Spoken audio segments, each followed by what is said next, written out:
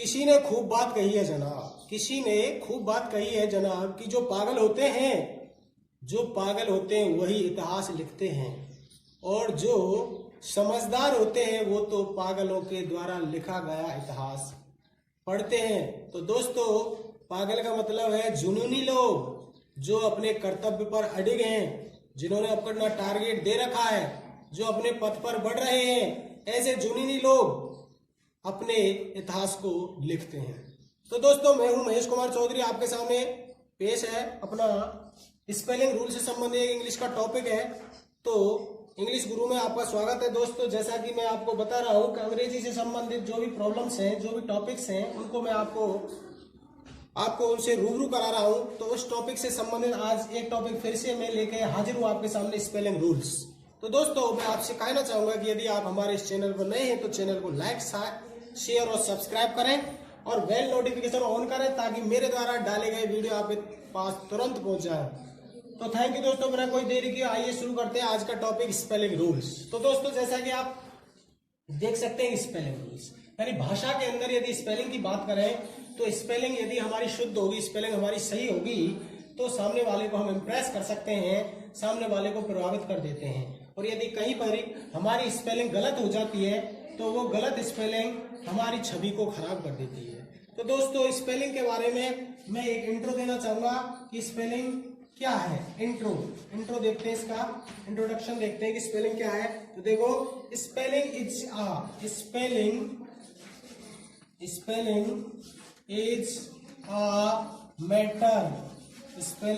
A matter of site. Spelling is a matter of sight. Spelling is a matter of sight. So train your eye. So train your eye. Train your eye to notice words carefully. To notice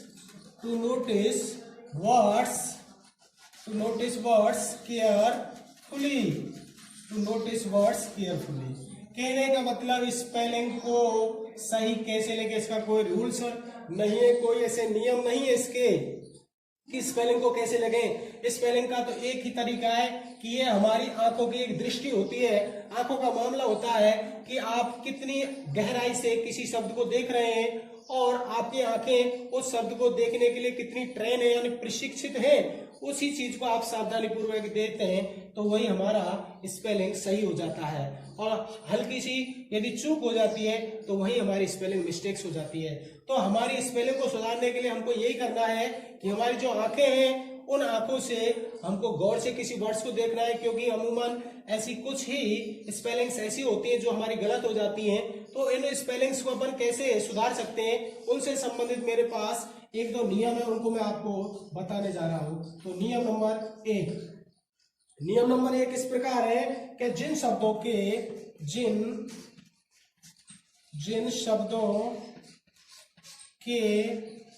अंत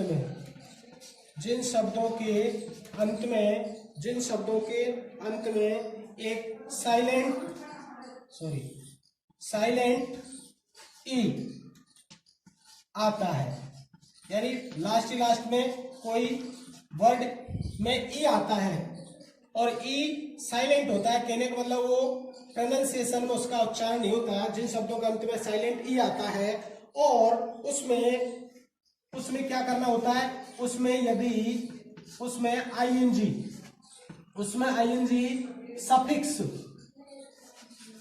ING यदि हमको suffix जोड़ना होता है, उसमें ING यदि हम suffix जोड़ते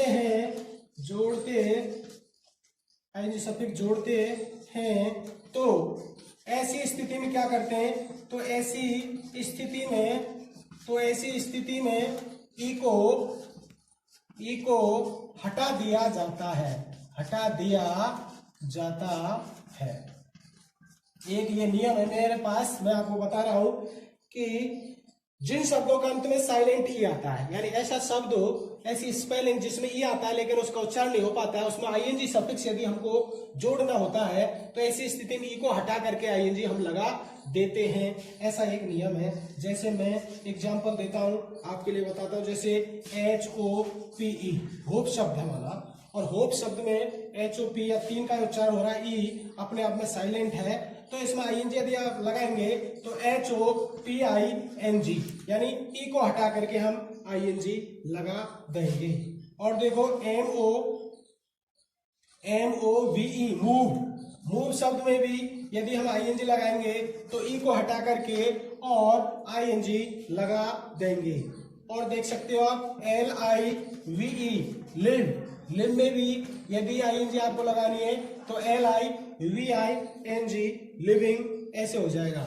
एक और देखो DRIVE ड्राइव में हमको आईएनजी लगानी है तो DRIVING ड्राइविंग।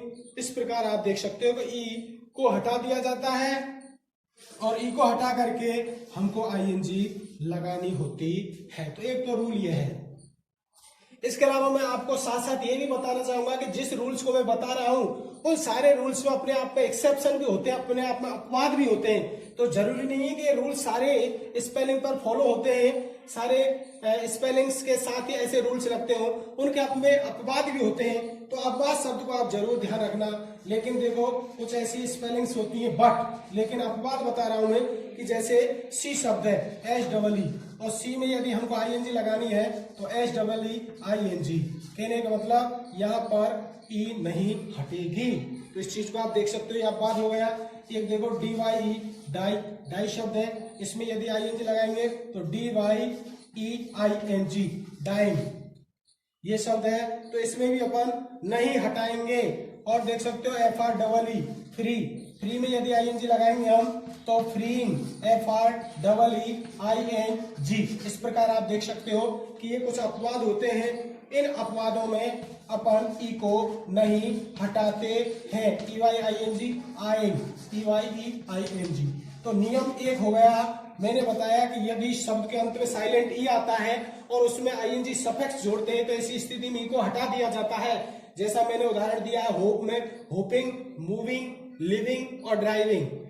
बट यहाँ पर फिर मैंने एक्सेप्शन बताया इसका कि यदि कुछ ऐसी स्पेलिंग्स होती हैं जैसे सी अपने वर्ब के रूप में यूज होती है तो सींग हो जाता है, डाइंग होता है, इनमें ई नहीं हटती है। तो इस प्रकार आप देख सकते हो फ्रीइंग और आइंग। तो ये चीज ऐसी है जहां अपवाद भी साथ साथ चलता है। तो इस चीज को भी आप ध्यान दे करके चलेंगे, एक ही चीज को नहीं देखेंगे। नियम तो फॉलो होते ही हैं, साथ में उनके कुछ अपवाद होते हैं, तो अपवाद को भी आप देखते चलें। अगला जो नियम है दूसरा वो देखते हैं अभी। तो नियम नंबर 2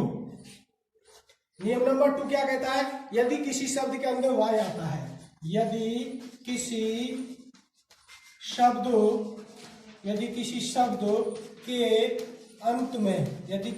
के अंत में वाई आता है,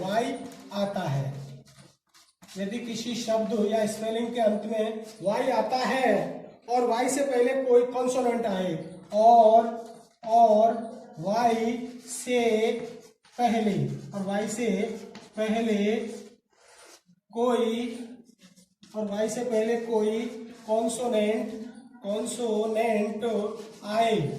से पहले कोई कॉन्सोनेंट आए तो उन्हें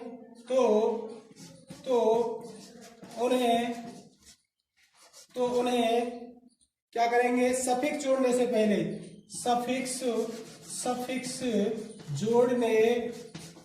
जोड़ने से पहले तो उसमें सफिक्स जोड़ने से पहले वाई को आई में बदल देते हैं। वाई को आई में बदल देते हैं। यदि किसी शब्द के अंदर वाई आता है, और वाई से पहले कोई कॉन्सोनेंट यानी व्यंजन आए तो उन्हें सफिक्स जोड़ने से पहले वाई को आई में बदल देते हैं, यानी वाई को हटा देंगे और उसकी जगह आई कर देंगे, तब कुछ सफिक्स जोड़ेंगे। जैसे एग्जांपल देता हूं मैं आपके लिए, HAPPY हैप्पी शब्द है हमारा, हैप्पी शब्द पीछे पीछे वाई आ रहा है, तो वाई को क्या करेंगे, HAPPI, आई शब्द कर दिया वाई का। तो और जैसे इसके पीछे भी सफिक्स माना LY जोड़ना है, तो हैप्पीली शब्द ये बन गया, तो HAPPILY ऐसे हो जाएगा। और देखो BEAUTY, ब्यूटी शब्द है, ब्यूटी शब्द में पीछे वाई आ रहा है, तो BEAUTI हो जाएगा वाई का। और इसमें माना फुल जोड़ना है, तो ब्यूटीफुल, फुल सफिक्स जोड़ करके इसमें पूरा शब्द बन गया ब्यूटीफुल। तो इस प्रकार आप देख सकते हो। और देखो MERCY mercy, MERCY mercy, MERCI, और इसमें FUL सफिक्स हमने जोड़ दिया, तो ये मर्सीफुल हो गया। और देखो DUTY ड्यूटी, तो DUTIFUL ड्यूटीफुल। तो इस प्रकार आप देख सकते हैं कि ये यदि वाई आता है, वाई से पूर्व कोई कॉन्सोनेंट आ रहा है, तो कॉन्सोनेंट जब आ रहा है तो वाई को अपन क्या कर देंगे, हटा देंगे, और वाई की जगह अपन क्या कर देंगे, आई कर देंगे। और आई जब हो जाएगा उसके बाद जो भी हमको सफिक्स लगाना है वो बाद में लगाएंगे। लेकिन जैसा मैंने आपको बताया कि नियम के साथ साथ क्या चलेंगे, अपवाद भी चलेंगे, बट लेकिन क्या है, आईएनजी लगानी हो तो नहीं हटाते हैं। लेकिन ऐसे शब्द जिनमें आईएनजी लगाते हैं, जैसे मैरी शब्द है MARRY, और मैरी में आईएनजी हमको लगानी है, यानी सफिक्स आईएनजी जोड़ना है, तो ये वाई नहीं हटेगा, अब ये ऐसा ही बनेगा MARRYING, ये अपवाद हो गया। देखो नियम के अनुसार वाई आ रहा है पीछे, और वाई से पूर्व कॉन्सोनेंट भी आ रहा है, लेकिन वाई को आई में नहीं बदल सकते हम, फिर आईएनजी सफिक्स जोड़ करके, फिर भी ये ऐसा कैसा रहेगा, मैरिंग। और देख सकते हो आप CARRY कैरी, और कैरी में आईएनजी लगाएंगे तो CARRYING कैरिंग, ऐसा ही रहेगा। जैसा कि मैंने बताया कि अपवाद साथ साथ चलते हैं। ट्राई शब्द है जैसे TRYING ट्राई, तो ये ट्राई शब्द में भी आईएनजी हट गया, नहीं चेंज हो रहा। फ्लाई शब्द है PLYING, इनमें ये अपवाद है, तो वाई नहीं हटेगा और ना ही वाई की जगह आई होगा, और इसमें डायरेक्ट आईएनजी लग जाता है। तो दूसरा नियम जैसा आप देख सकते हो इस प्रकार है। तो स्पेलिंग्स यदि हम सोचें और स्पेलिंग को अच्छी तरह देखें आंखों से, तो स्पेलिंग ऑटोमेटिक हमारी सही हो जाती है। लेकिन यदि ये रूल्स ही फॉलो कर लें और थोड़ी सी जानकारी अपन रखें, तो हमारी भाषा जो शैली है वो काफी अच्छी बन जाती है। उस चीज का हमको ध्यान रखना चाहिए।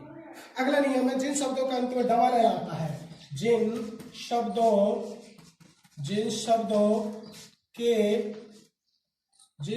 के अंत में क्या आता है, डबल एल आता है, डबल एल आता है। जिन शब्दों के अंत में डबल एल आता है उनमें यदि फुल जोड़ना हो, उनमें यदि फुल शब्द जोड़ना हो, उनमें यदि फुल जोड़ना हो, यदि आप देख सकते हैं जिन शब्दों के अंत में डबल एल आता है और उनमें यदि फुल जोड़ना हो, तो मुख्य शब्द और सफिक्स में से, तो मुख्य शब्द और सफिक्स में से एक एल को हटा दिया जाता है। ऐसा ये नियम है जिसको आप दोबारा पढ़ सकते हो। जिन शब्दों के अंत में डबल एल आता है उनमें यदि फुल जोड़ना हो तो मुख्य शब्द यानी जो आ रहा है वो शब्द और उसमें सफिक्स यानी फुल में से एक एल को हटा दिया जाता है। ऐसा ये नियम है। तो इस चीज के अकॉर्डिंग कोई स्पेलिंग बनती है उसको देखते हैं। उदाहरण जैसे SKILL प्लस FUL, स्किल और फुल, ये दो शब्द जोड़ने वाला। तो इसमें क्या करेंगे, एक एल इसका हट जाएगा, एक एल इसका हट जाएगा, तो स्किल और फुल। इस प्रकार आपकी करेक्ट स्पेलिंग बन जाती है। और देखो WILL प्लस FULL, तो इसमें आप देख सकते हो WILL विलफुल। तो इस प्रकार आप देख सकते हो कि ये डबल एल आ रहा है अंत में और उसमें फुल सफिक्स यदि जोड़ना होता है तो हमको इस प्रकार ध्यान रखना होगा कि एक एल दोनों भागों में से कम कर दिए जाते हैं। लेकिन इसका भी एक नियम है अपवाद है वो क्या है, जैसे फुल प्लस फिल, फुलफिल, ये शब्द है FULL और FILL। तो इसमें क्या होगा, FUL और FILL, यानी पहले वाले का तो कम हो जाएगा लेकिन दूसरे वाले का कम नहीं होगा। इस चीज को आप देख सकते हो, ये अपवाद हुआ। तो इस चीज को देख सकते हो, जिन शब्दों का अंत डबल एल आता है उनमें यदि फुल जोड़ना होता है, मुख्य शब्द और सफिक्स में से एक एल को हटा दिया जाता है, जैसे स्किल प्लस फुल में स्किलफुल में एक एल विलफुल। बट यहाँ अपवाद जैसा मैंने बताया ऐसा आता है, इसमें एक एल हट जाता है, एक नहीं हटता है। ये नियम भी आपके लिए काफी फायदेमंद होगा। रूल नंबर अगला देखते हैं हम, अगला नियम क्या है। देखो स्पेलिंग के बारे में हम यही कह सकते हैं कि स्पेलिंग को यदि आपको सही लिखना है तो आप डिक्शनरी के टच में रहें। डिक्शनरी जितनी आप यूज करेंगे तो आपके स्पेलिंग मिस्टेक्स कम से कम होगी, इस चीज का ध्यान रखो। अब देखो कुछ स्पेलिंग ऐसी होती हैं, कुछ स्पेलिंग्स ऐसी होती कुछ स्पेलिंग्स ऐसी होती हैं, कुछ स्पेलिंग ऐसी होती हैं, कैसी होती हैं, जिनमें कुछ स्पेलिंग्स ऐसी होती हैं जिनमें क्या होता है, आई ई और ई आई,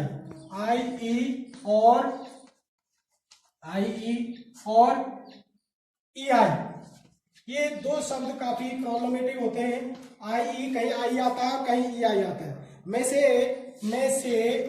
से एक को प्रयोग करना होता है, तो सी के बाद तो ध्यान रखो, सी के बाद ई आई तथा अन्य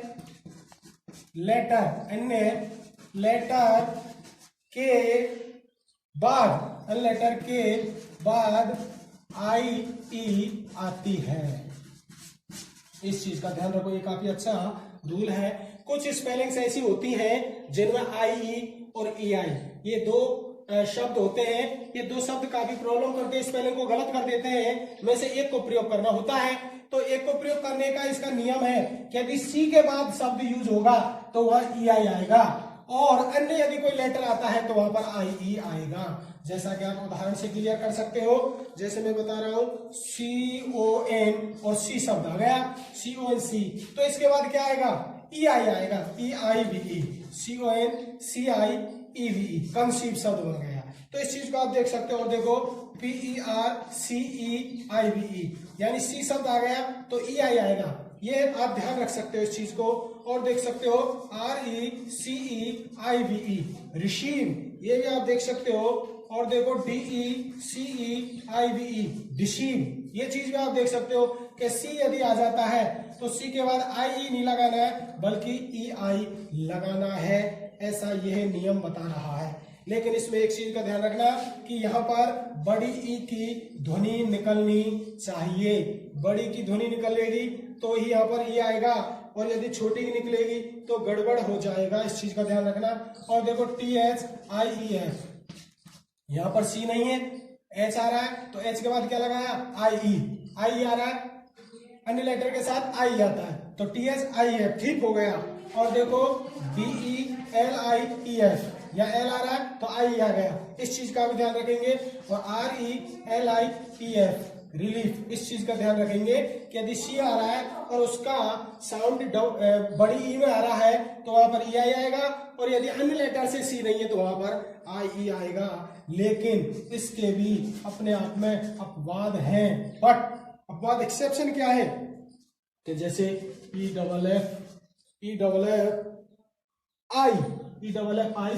ये शब्द आ गया हमारा। अब सी शब्द आ गया, अभी मैंने बताया कि सी शब्द के बाद ई आई आता है, लेकिन उस चीज में मैंने बताया कि डबल यानी बड़ी ई की ध्वनि आनी चाहिए, यहाँ पर बड़ी की ध्वनि नहीं आ गई तो नियम उल्टा हो जाएगा, EFFICIENT, यानी आई ई आएगा, ई आई नहीं आएगा, क्या आएगा, आई आएगा। यदि छोटी ध्वनि आ रही है तो आई आएगा, इस चीज का आप ध्यान रखेंगे। ANCIENT, यहाँ पर सी आ रहा है फिर भी आई आ गया, कारण क्या कि इसकी जो साउंड है वो लॉन्ग नहीं है, छोटी साउंड आ रही है। और देखो SUFFICIENT, सफिशिएंट, इस चीज को आप देख सकते हो। इसके अलावा NEITHER, नाइदर, EITHER, आइदर। तो इस प्रकार आप देख सकते हो कि कहाँ प्रॉब्लम आ रही है कहाँ नहीं, इस चीज को आप देख सकते हो। ये नियम बता रहा है, तो इस नियम के अनुसार आपको ये चीज देखना है कहाँ आई आता है, कहाँ पर कहाँ EI आता है, कहाँ पर आई आता है और कहाँ पर अपवाद होते हैं। अगली बात यदि मैं बात कहूँ स्पेलिंग्स के बारे में, तो स्पेलिंग्स के बारे में यही है कि अंग्रेजी से संबंधित ज्ञान रखने वाला कोई भी टीचर, स्टूडेंट्स कोई भी हो, यदि वो स्पेलिंग्स में सुधार कर लेता है तो उसकी अंग्रेजी काफी अच्छी बन जाती है। और एक लास्ट रूल और बता रहा हूं मैं, पांचवा रूल क्या है कि ब्रिटिश इंग्लिश में क्या होता है, BRITISH, ब्रिटिश इंग्लिश में ISE और IZE ये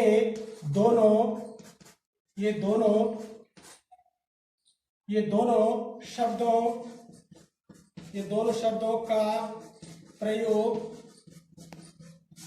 किया जाता है। क्या होता है देखो, ब्रिटिश इंग्लिश में ISE और IZE ये दोनों शब्दों का प्रयोग किया जाता है। जैसे एग्जांपल देखते हैं, MECHANIACE, मैकेनाइज, इसको अपन ऐसे भी लिख सकते हैं MECHANIZE, मैकेनाइज, ये भी सही है, गलत नहीं कह सकते इसको। और देखो COMPUTER